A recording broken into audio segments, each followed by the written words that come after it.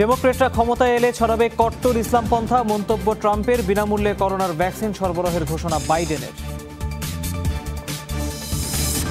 মার্কিন নির্বাচনে ট্রাম্প বাইডেনের নীতি আর ইশতেহার নিয়ে চলছে বিশ্লেষণ। জলবায়ু পরিবর্তন, কর, স্বাস্থ্যসেবা ও অভিবাসন ইস্যুতে দুই প্রার্থীর ভিন্নতা। করোনার প্রকোপ বাড়ায় ইউরোপের বিভিন্ন দেশে কারফিউ, টানা তৃতীয় দিনের মতো করোনার রেকর্ড সংক্রমণ বিশ্বে।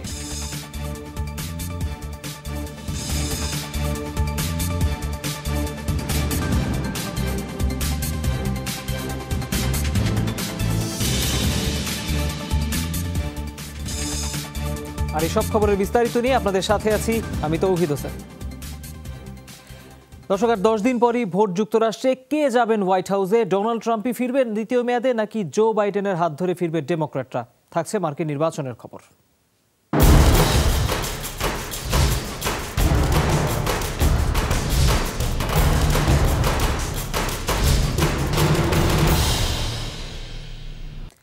জো বাইডেন ক্ষমতায় এলে যুক্তরাষ্ট্রে কট্টর মুসলিমদের সন্ত্রাসী কার্যকলাপ নতুন মাত্রা পাবে। নির্বাচনী প্রচারণায় এই মন্তব্য মার্কিন প্রেসিডেন্ট ডোনাল্ড ট্রাম্পের। আর ভোটে জিতলে প্রত্যেক মার্কিনীর জন্য বিনামূল্যে করোনার ভ্যাকসিন সরবরাহের ঘোষণা দিয়েছেন জো বাইডেন। এদিকে শেষ টিভি বিতর্কের পরও জরিপ বলছে ট্রাম্পের চেয়ে সামান্য ব্যবধানে এগিয়ে আছেন বাইডেন।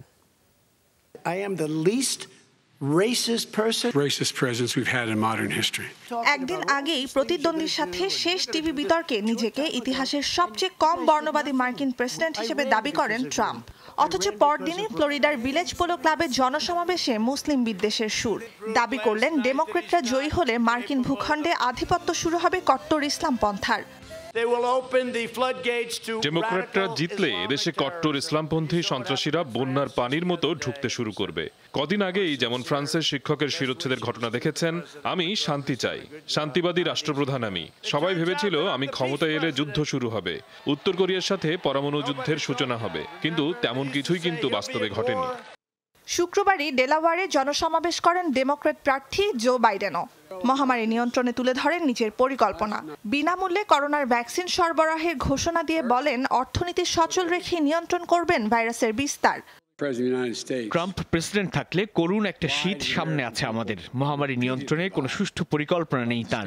আমি বিজ্ঞানী আর স্থানীয় প্রশাসনের সাথে সমন্বিতভাবে কাজ করব, যেন স্বাস্থ্য নিরাপত্তা বজায় রেখেই দ্রুততম সময়ে শিশুরা স্কুলে ফিরতে পারে, বড়রা কর্মক্ষেত্রে। ধনী গরিব নির্বিশেষে প্রতিটি নাগরিককে নিরাপদ ও কার্যকর ভ্যাকসিন ও ওষুধ দিতে পারবে এমন একজন রাষ্ট্রপ্রধান দরকার আমাদের। এদিকে বৃহস্পতিবারের বিতর্কের পর বিভিন্ন জরিপে উঠে এসেছে সামান্য ব্যবধানে ট্রাম্পকে পেছনে ফেলে এগিয়ে আছেন বাইডেনই। সাদামাটা বিতর্কে নির্বাচনের মোড় ঘুরিয়ে দেওয়ার মতো কোনো মুহূর্ত ছিল না কোনো প্রার্থীরই, বলছেন বিশ্লেষকরাও। শুধু দুর্দান্ত একটি বিতর্ক দিয়েই নির্বাচনে জয়লাভ সহজ কাজ নয়, বরং বেশিরভাগ সময়ই ভোট হারাতে দেখা যায় প্রার্থীদের। আর এই বিতর্কে কোনো প্রার্থী কোনো চমক দেখাতে পারেননি। সারা বছর যা বলেন তাই বলেছেন। তাই ট্রাম্প না বাইডেন, শুধু বিতর্ক দিয়ে সে সিদ্ধান্ত নেওয়া ভোটারদের জন্য কঠিনই হবে। 1908 সালের পর যুক্তরাষ্ট্রে এবারের নির্বাচনে সর্বোচ্চ ভোটার উপস্থিতি হতে পারে বলে আভাস ইউএস ইলেকশন প্রজেক্টের। 15.5 কোটি ভোটারের 1/4 বেশি আগাম ভোট দিয়েছেন নির্বাচনের 10 দিন বাকি থাকতেই। নুজহাত কামাল, যমুনা নিউজ। দুই দফা মুখোমুখি বিতর্ক শেষে বিভিন্ন ইস্যুতে মার্কিন নির্বাচনের দুই প্রার্থীর অবস্থান এখন অনেকটাই স্পষ্ট। শেষ মুহূর্তে দুই প্রার্থীর পরিকল্পনা, নীতি আর ইশতেহার নিয়ে চলছে চুলচেরা বিশ্লেষণ। ট্রাম্প বাইডেনের অবস্থানে সবচেয়ে বেশি ভিন্নতা জলবায়ু পরিবর্তন, কর, স্বাস্থ্যসেবা ও অভিবাসন ইস্যুতে। মার্কিন প্রেসিডেন্ট নির্বাচনে ইশতেহার এবং উন্নয়ন পরিকল্পনা সবসময় গুরুত্বপূর্ণ। আগামী 4 বছর কিভাবে দায়িত্ব পালন করবেন প্রার্থীরা, সে সবকিছুই তুলে ধরেন ইস্যু ভিত্তিক পরিকল্পনায়। সঙ্গত কারণে এবার নির্বাচনে আলোচিত ইস্যু করোনা ভাইরাস। রিপাবলিকান প্রার্থী ডোনাল্ড ট্রাম্পের ঘোষণা করোনা মোকাবেলায় বিশেষ টাস্ক ফোর্স গঠনের মাধ্যমে স্বাস্থ্যসেবা নিশ্চিতের। রয়েছে বড় অঙ্কের তহবিলও। অন্যদিকে মার্কিন নাগরিকদের বিনামূল্যে করোনা পরীক্ষা এবং প্রতি রাজ্যে টেস্ট সেন্টার বাড়ানোর ঘোষণা বাইডেনের। তবে দুই প্রার্থী সবচেয়ে বেশি বিতর্কে জড়িয়েছেন জলবায়ু ইস্যুতে। আলোচিত প্যারিস চুক্তি থেকে সরে আসার ঘোষণা যেমন বিতর্কের সৃষ্টি করেছেন ট্রাম্প, তেমনি বাইডেনের ঘোষণা চুক্তি পুনর্বহালের। এর পাশাপাশি কার্বন নিঃসরণ কমানো এবং তেল ও গ্যাস খননের পরিধি কমানোরও পরিকল্পনা বাইডেনের। এই ইস্যুতে একেবারেই বিপরীত অবস্থান রিপাবলিকান প্রার্থী ট্রাম্পের। বিকল্প জ্বালানির যে পরিকল্পনা তা অবাস্তব, কারণ এটার খরচ অনেক বেশি, সাধারণ মানুষের নাগালের বাইরে। আর উইন্ডমিলের মতো প্রকল্প সব স্থানে কার্যকর করাও সম্ভব নয়। তাই মাত্রার মধ্যে প্রচলিত জ্বালানি ব্যবহারের কোনো বিকল্প নেই।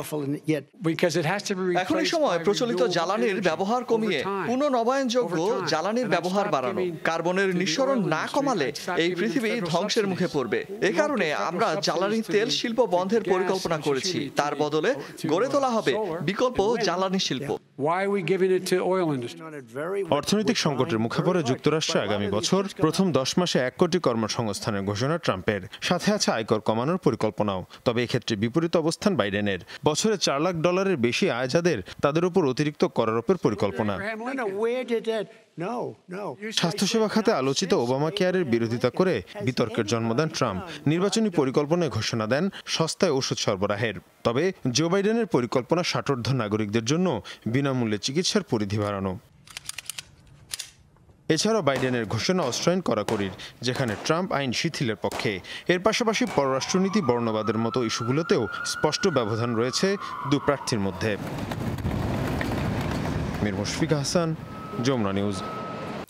প্রাণঘাতী করোনা ভাইরাসের প্রকোপ অব্যাহত থাকলে আবারও লকডাউন জারির সিদ্ধান্ত নিতে পারে ইউরোপের বিভিন্ন দেশ। গেল 2 সপ্তাহে কোভিডের সংক্রমণ দ্বিগুণ বেড়ে যাওয়ায় নতুন সতর্কতা হিসেবে এমন পরিকল্পনা ফ্রান্স সহ ইউরোপের একাধিক দেশের। বিশ্ব স্বাস্থ্য সংস্থা বলছে উত্তর গোলার্ধের দেশগুলো রয়েছে সবচেয়ে বেশি ঝুঁকিতে।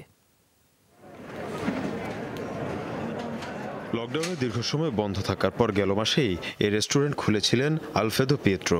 তবে ভাইরাসের সংক্রমণ বাড়ায় ইতালির বিভিন্ন স্থানে কারফিউ জারির পর আবারও তালাবদ্ধ তার ব্যবসা প্রতিষ্ঠান। আমি জানি ভাইরাসের প্রকোপ বাড়ায় এই সিদ্ধান্ত। আমি নিজেও চাই না সংক্রমণ বাড়ুক, কিন্তু কি করব? আমিও তো একজন ব্যবসায়ী। একটা মাসও হয়নি এই রেস্তোরাঁটা খুলেছিলাম, এখন আবার বন্ধ করতে হচ্ছে।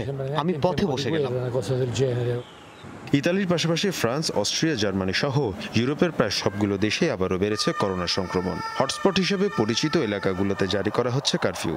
জরুরি প্রয়োজনে বাইরে বের হওয়ার ক্ষেত্রেও কড়াকড়ি আরোপ করেছে কর্তৃপক্ষ। যেসব এলাকায় কারফিউ জারি করা হয়নি সেখানেও মধ্যরাত থেকে ভোর 6টা পর্যন্ত জনসমাগম নিষেধ করা হয়েছে। সহসাই কারফিউ তুলে দেওয়ার কোনো পরিকল্পনা আমাদের নেই। পরিস্থিতি যেভাবে এগোচ্ছে তাতে আমাদের শঙ্কা আগামী গ্রীষ্মের আগে ভাইরাসের প্রকোপ কমার সুযোগ নেই। প্রয়োজনে আবারও লকডাউনের দিকে যাব আমরা। তবে এখন পর্যন্ত যেসব ব্যবস্থা নেওয়া হয়েছে ভাইরাসের প্রকোপ কমাতে সেগুলো কতটা কার্যকর তা আগামী সপ্তাহের মধ্যেই বোঝা যাবে। বিশ্ব স্বাস্থ্য সংস্থা বলছে গেল 2 সপ্তাহে দ্বিগুণেরও বেশি বেড়েছে সংক্রমণ। এর মধ্যে উত্তর গোলার্ধের দেশগুলোতে সংক্রমণ বেড়েছে সবচেয়ে বেশি। করোনার সবচেয়ে জটিল পরিস্থিতির মধ্যে আমরা আছি। উত্তর গোলার্ধ, বিশেষ করে ইউরোপের দেশগুলোতে আশঙ্কাজনক হারে বাড়ছে করোনা সংক্রমণ। গেল 2 মাসে প্রতিটি হাসপাতালে বেশিরভাগ আইসিইউ ব্যবহার হয়েছে করোনা চিকিৎসায়। বিশ্ব নেতাদের উচিত এখনই এই মুহূর্তে ব্যবস্থা নেওয়া। এভাবে চলতে থাকলে প্রথম দফার চেয়েও বেশি প্রাণহানি হতে পারে। প্রাণঘাতী করোনায় বিশ্বের সবচেয়ে বেশি মৃত্যু দেখেছে যুক্তরাষ্ট্র। আগামী ফেব্রুয়ারির মধ্যে প্রাণহানি 5 লাখ ছাড়াতে পারে বলে শঙ্কা গবেষকদের। মীর মুশফিক হাসান, যমুনা নিউজ। টানা তৃতীয় দিনের মতো করোনার রেকর্ড সংক্রমণ দেখল বিশ্ব। শুক্রবার প্রথম দিনে 4,90,000 মানুষের দেহে মিলেছে কোভিড-19। একদিনে আরও 6,600 মানুষের প্রাণ কেড়ে নিয়েছে ভাইরাসটি। ফলে মোট মৃত্যু 11,49,000-এর মতো। আক্রান্ত 4.25 কোটি। ভোটের উন্মাদনার মধ্যে এদিনও সংক্রমণ আর মৃত্যুতে শীর্ষে ছিল যুক্তরাষ্ট্র। 900-এর বেশি মৃত্যুতে দেশটিতে এখন মোট প্রাণহানি 2,29,000-এর বেশি। মহামারীর 10 মাসে রেকর্ড 81,000 নতুন সংক্রমণ শনাক্তে মোট আক্রান্ত 87.5 লাখ। 24 ঘন্টায় প্রায় 700 মৃত্যু রেকর্ড করেছে ভারত। দেশটিতে মোট প্রাণহানি 1,18,000 ছুঁই, আক্রান্ত 78 লাখের বেশি। 550 মৃত্যুতে ব্রাজিলের প্রাণহানি 1,56,500। মেক্সিকোতে এই সংখ্যা ছাড়িয়েছে 88,000। এই দিন গড়ে 3 থেকে 400 মৃত্যু রেকর্ড করেছে আর্জেন্টিনা, ইরান, ফ্রান্স, রাশিয়া। 2 শতাধিক মৃত্যু দেখেছে স্পেন, যুক্তরাজ্য। এদিকে যুক্তরাষ্ট্রে আবারও কোভিড ভ্যাকসিনের ট্রায়াল শুরু করেছে অ্যাস্ট্রাজেনেকা এবং জনসন অ্যান্ড জনসন। চূড়ান্ত ধাপের পরীক্ষামূলক প্রয়োগে পৌঁছেছে প্রতিষ্ঠান দুটি। মার্কিন খাদ্য ও ওষুধ প্রশাসন FDA-র অনুমোদন পেয়ে শুক্রবার থেকে ট্রায়াল পুনরায় চালু করে তারা। স্বেচ্ছাসেবকদের স্বাস্থ্য ঝুঁকি দেখা দেয় সেপ্টেম্বরের শুরুতে যুক্তরাষ্ট্রের ট্রায়াল স্থগিত করে ব্রিটিশ ফার্মাসিউটিক্যালস প্রতিষ্ঠান অ্যাস্ট্রাজেনেকা। একই কারণে জনসন অ্যান্ড জনসনের ভ্যাকসিনের ট্রায়ালও স্থগিত হয় গেল সপ্তাহে।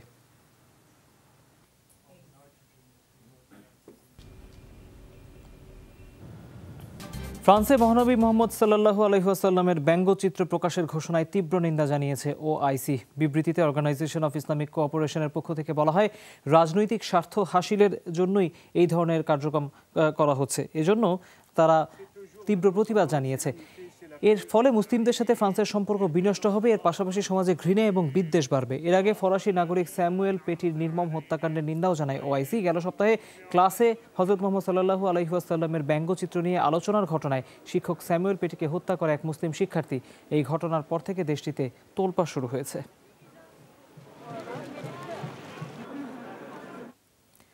যুক্তরাষ্ট্রের মধ্যস্থতায় এবার ইসরায়েলের সাথে সম্পর্ক স্বাভাবিক করতে যাচ্ছে সুদান। শুক্রবার হোয়াইট হাউসে সাংবাদিকদের এই কথা জানান মার্কিন প্রেসিডেন্ট ডোনাল্ড ট্রাম্প।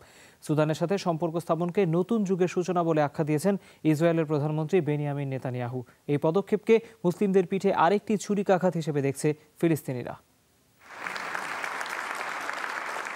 সংযুক্ত আরব আমিরাত ও বাহরাইনের পথ ধরে ইসরায়েলের সাথে সম্পর্ক স্থাপনে রাজি হয়েছে সুদান।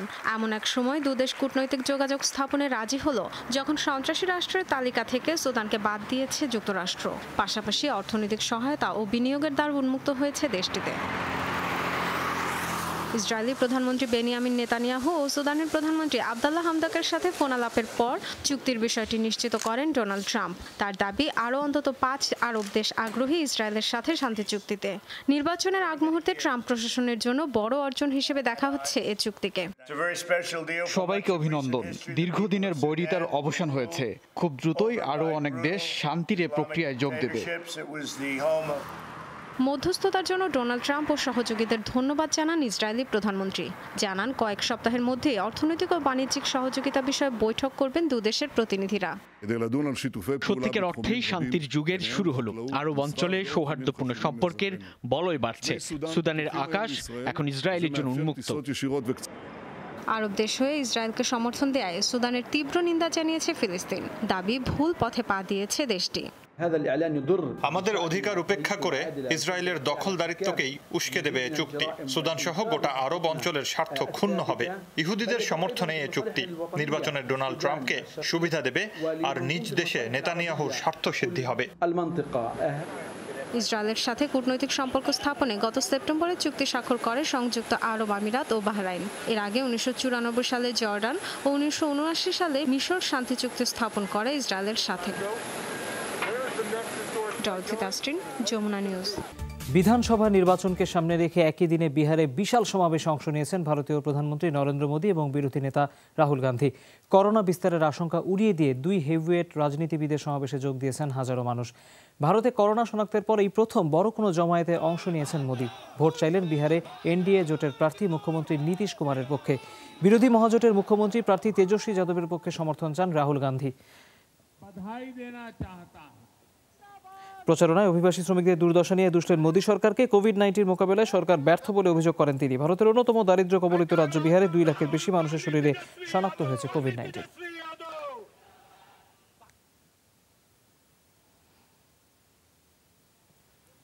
দর্শক, এই ছিল যমুনা আইডিস্কে। এতক্ষণ যারা সাথে ছিলেন তাদের সবাইকে অনেক ধন্যবাদ।